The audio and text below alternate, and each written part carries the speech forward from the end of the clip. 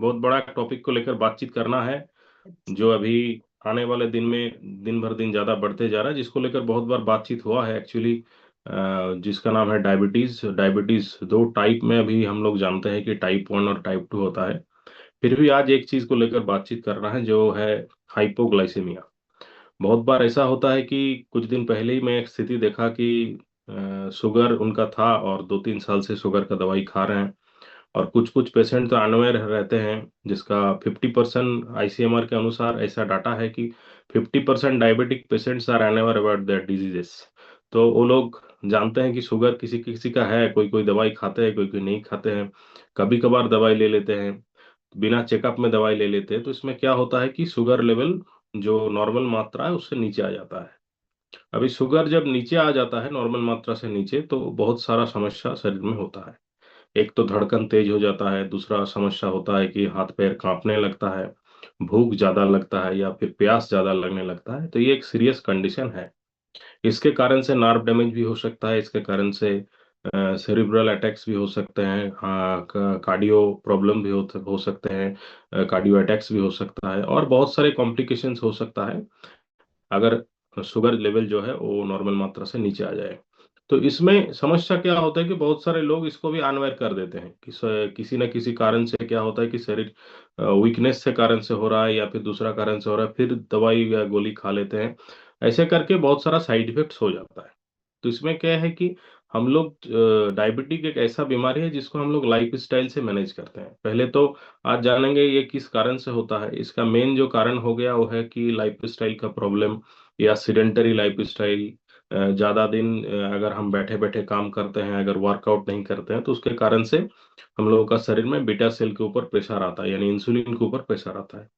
अभी इंसुलिन के ऊपर प्रेशर आना मतलब है कि आप अगर कोई भी खाना खाते हो, अगर खाना का मात्रा अगर ज्यादा है और उसमें परिश्रम आपका कम है, तो सबसे ज्यादा लोड आएगा आपका डाइजेस्टिव सिस्टम के ऊपर, क्योंकि उसको ये खाना को हजम करना है।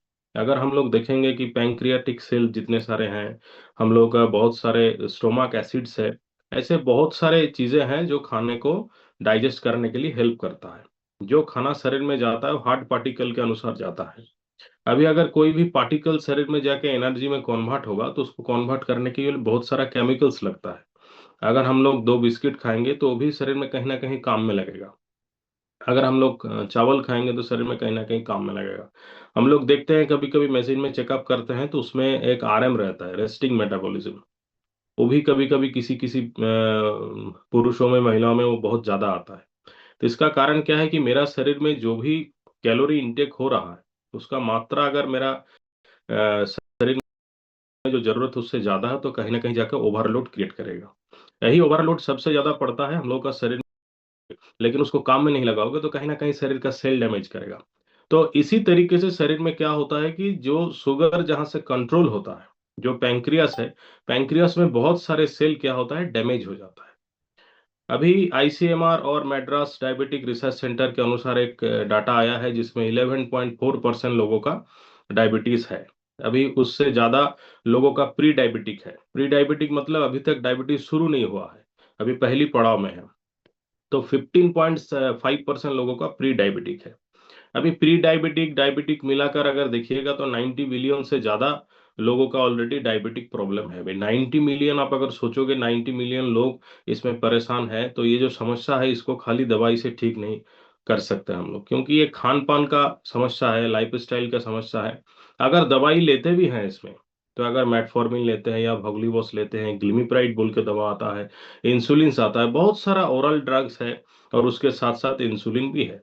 अगर हम लोग दवाई लेते हैं और उसका मॉनिटरिंग ठीक ठाक नहीं करते हैं, तो ये ठीक नहीं होने वाला है। क्योंकि ठीक करने के लिए जो चीज चाहिए, शरीर का जो प्रक्रिया है, जितने सारे सेल डैमेज हो चुका है, वो सेल दोबारा वापस नहीं आता। इस प्रोसेस से क्या होता है कि आप जब मेटफॉर्मिन 500 mg लेते हो या 1000 mg लेते हो, उसमें क्या होता है कि आपका शरीर में उस दिन का जो शुगर था, जो ग्लाइसेमिक इंडेक्स है, जीआई है, उसको घटाने के लिए बॉडी को हेल्प करता है as a substitute of insulin. Insulin को थोड़ा बहुत स्पाइक करता है, और वो क्या करता है, उसमें जो मेटाबॉलिज्म है, जो आपका ग्लाइसेमिक इंडेक्स है, उसको डायलूटेड करने में हेल्प करता है। अगर कल दिन आप शुगर का गोली या दवाई नहीं लोगे, तो फिर दोबारा ये वापस आ सकता है। मतलब ये पूरा पूरी ठीक करने का जो प्रोसेस है, इस प्रोसेस में पूरा पूरी क्योर होने का चांसेस बहुत कम रहता है, लेकिन फिर भी अभी उपाय कुछ नहीं है। अभी बढ़िया ट्रीटमेंट यही है, इसी को जो लोग कंटिन्यू करते हैं उसको कंटिन्यू करना है। उसके साथ साथ जो है डाइट पैटर्न में थोड़ा सा ध्यान देना है, क्योंकि बहुत सारे रिसर्च में देखा गया है कि बीटा सेल जिन लोगों का डैमेज हो चुका है,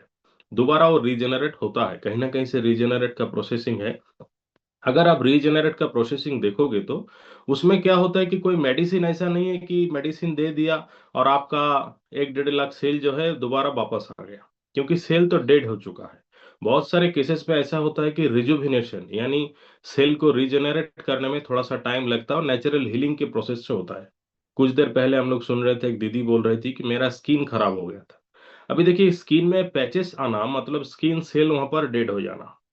अभी किसी जगह पर ब्लेमिशेस आ जाना या डार्क स्पॉट आ जाना, वो कहीं कहीं से सनबर्न से वहां पर डार्क स्पॉट आ जाता है। तो कोई अगर क्रीम आप बार बार लगाते हो तो क्रीम से वो रिजुविनेशन नहीं होता है, क्योंकि अंदर तक वो क्रीम का प्रोसेस नहीं जाता है, डर्मिस एपिडर्मिस में रह जाता है, अंदर से सेल बनना चाहिए। अगर आप हेयर ऑयल बार बार लगाते हो और हेयर लॉस होता है, तो हेयर ऑयल आपका हेयर ग्रो का काम जो है उतना फास्ट नहीं कर पाएगा जो शरीर अंदर से करेगा। मतलब रिजुविनेशन अंदर से होना चाहिए, इम्यूनिटी प्रोसेस से होना चाहिए, आपका शरीर में कितना परिमाण एंटीऑक्सीडेंट्स है वहां से होना चाहिए। तो ये क्या होता है कि मेडिसिन जो है आपका ग्लाइसेमिक इंडेक्स को कंट्रोल करने के लिए हेल्प करता है, और न्यूट्रिशन क्या करता है, आपका शरीर में दोबारा जो प्रोसेस था उसको दोबारा चालू करने का काम करता है। किसी किसी जगह पर क्या होता है कि हम लोग देखते हैं कि एक मतलब अल्फा सेल्स होता है, डेक्टल सेल्स होता है, ये एक्चुअली पैंक्रियाटिक सेल्स है, जिसमें क्या होता है कि ये धीरे धीरे बीटा सेल्स में कन्वर्ट भी हो जाता है बायोलॉजिकली।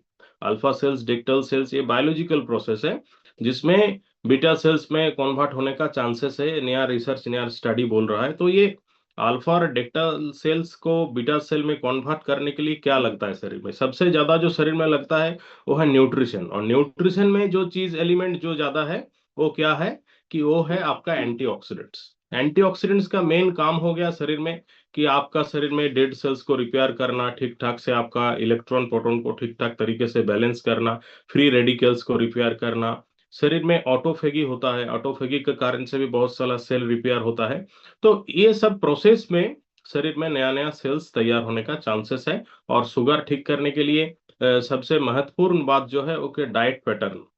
हम लोग ज्यादातर देखते हैं जिनका शुगर है वो लोग बोलते हैं कि हम लोग जो रोटी है इसको भी वही राइस के बराबर ही देखते हैं, क्योंकि इसमें कभी कभार क्या होता है कि देखा गया है कि ग्लाइसेमिक इंडेक्स का मात्रा बहुत ज्यादा है गेहूं में। तो खाए तो क्या खाए, इसमें चीजें ऐसा है कि जिसको खाने से आपका शरीर में जीआई बढ़ेगा, तो उसमें क्या होगा कि पैंक्रियाटिस में वही सेम समस्या होगा कि इंसुलिन के ऊपर लोड पड़ेगा। आप जो भी खाना दोगे जिसमें जीआई का मात्रा ज्यादा है, ग्लाइसेमिक इंडेक्स ज्यादा है, शुगर जिनका शरीर में है उसमें प्रेशर ज्यादा पड़ेगा। अभी अगर चीनी डायरेक्टली खाओगे तो उसमें तो समस्या होगा ही। अगर आप उस मीठा चीज ज्यादा खाओगे तो उसमें समस्या होगा। अगर आप ऐसा चीज खाओगे जिसमें मान के चलिए डायरेक्ट शुगर नहीं है, इनडायरेक्ट शुगर है, शरीर में जाके कहीं ना कहीं शुगर बन जाता है। आप थोड़ा सा रोटी मुंह में रखोगे, कुछ देर के लिए मुंह में घुमाओगे, देखिएगा रोटी में मिठास आने लगेगा, रोटी थोड़ा थोड़ा मीठा लगने लगेगा। क्यों होता है, क्योंकि शरीर के अंदर रहता है, मुंह के अंदर रहता है मोल्टेज बोल के एक एंजाइम रहता है।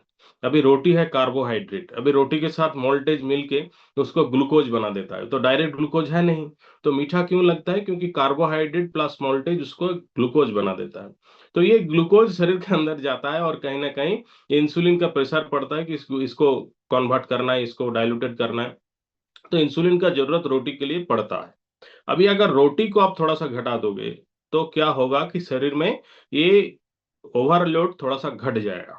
अभी ओवरलोड अगर थोड़ा सा घट जाएगा तो उसमें रिलैक्सेशन मिल जाएगा, शायद थोड़ा थोड़ा करके आपका पुराना सेल्स रिकवर हो पाए। अगर आप वही थोड़ा मोड़ा जो सेल्स है उसके ऊपर ज्यादा प्रेशर दोगे तो डायबिटीज ठीक नहीं होगा। तो इसमें क्या है कि डाइट पैटर्न जरूरी होता है। इस डाइट पैटर्न में क्या क्या चीजें जरूरी होता है, फाइबर इंटेक जरूरी होता है, प्रोटीन बहुत जरूरी होता है, और उसके साथ साथ इंपॉर्टेंट बात क्या है कि प्रोटीन के साथ साथ फाइबर के साथ साथ शरीर में न्यूट्रिशन में माइक्रो एलिमेंट्स जरूरी होता है। माइक्रो एलिमेंट्स मतलब आपका शरीर में शुगर जब आ जाता है, डायबिटीज जब आ जाता है, तब बहुत सारा नार्व प्रॉब्लम शुरू हो जाता है। बहुत सारा ऐसे समस्या है जो विटामिन डेफिशिएंसी बॉडी में जो था वो और भी बढ़ जाता है, उसके कारण से बीमारी ज्यादा हो सकता है, इम्यूनो कॉम्प्रोमाइज हो जाते हैं इंसान। रेटिना का प्रॉब्लम हो सकता है, किडनी का समस्या हो सकता है, पैर में फुट इन्फेक्शंस हो सकते हैं। बहुत सारे समस्या जो है कि आपका अगर फ्लू है तो उसमें ज्यादा रिस्क चांसेस डायबिटीज पेशेंट का ज्यादा है, अगर कोविड आता है तो उसमें चांसेस उनका ज्यादा है। क्यों ज्यादा है? क्योंकि उनका बॉडी में इम्यूनो कॉम्प्रोमाइज्ड है। तो उनको जरूरी होता है विटामिन डी, ओमेगा, ये सब जो एलिमेंट्स है जिसमें शरीर ठीक रहे, ये सब चीज जरूरी होता है। और यही सब चीजों से शरीर दोबारा रिपेयर होता है। खाली ऐसा बात नहीं है कि सपोर्ट के लिए मैंने दे दिया। तो शरीर को रिपेयर करना जरूरी होता है कहीं ना कहीं। आपका